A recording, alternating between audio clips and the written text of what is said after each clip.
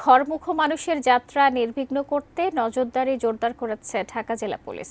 ছিনতাই, রাস্তায় ডাকাতি, চুরিসহ যে কোনো অপ্রীতিকর ঘটনা মোকাবেলায় আমিনবাজার থেকে জাহাঙ্গীরনগর পর্যন্ত পুলিশের ৬টি বিশেষ টিম সহ পেট্রোল টিম কাজ করছে।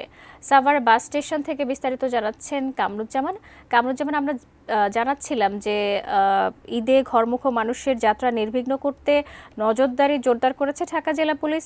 আপনি যেখানে আছেন সেখানকার নজরদারি কেমন দেখছেন, সব মিলিয়ে জানাবেন।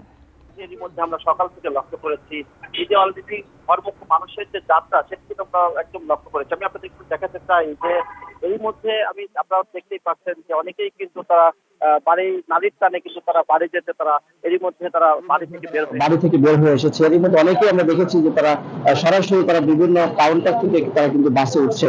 এবং আমরা একটা বিষয় জানি রাখি যে আমরা কিন্তু পুলিশের সাথে কথা বলেছি। পুলিশ যে বিষয়টা আমাদেরকে নিশ্চিত করেছে, তারা একদম আমিনবাজার থেকে জাহাঙ্গীরনগর পর্যন্ত যে পেট্রোল টিম, ৬টি পেট্রোল টিম তারা কিন্তু প্রতিনিয়তই কাজ করছে। মলম পার্টি, অজ্ঞান পার্টি এবং ভাই পার্টি সহ চুরি, ছিনতাই এবং পকেটমার এটা যদি না হয় সেখান থেকে কড়া নজরদারি রেখেছে। এছাড়াও গোয়েন্দা পুলিশের একটি টিম তারা কাজ করছে এবং সেনাবাহিনীর যে টিম আমরা তাদেরকেও কিন্তু লক্ষ্য করেছি, তারা রাস্তার বিভিন্ন জায়গায় নজরদারি রেখেছে।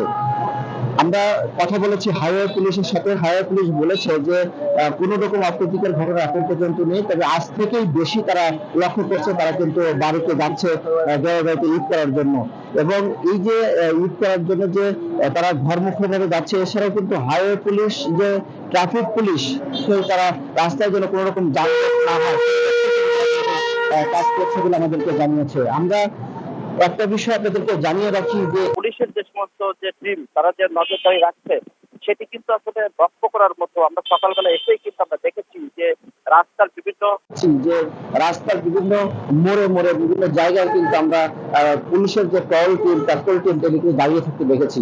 এছাড়াও ঈদের ঘরমুখো মানুষ নারীর টানে বাড়ি ফিরতে তারা যেন নির্বিঘ্নে যেতে পারে সেই জন্য তারা কাজ করে যাচ্ছে বলে আমাদেরকে সাভার ভারপ্রাপ্ত মডেল থানার ইনচার্জ জুয়েল মিয়া তিনি আমাদেরকে নিশ্চিত করেছেন।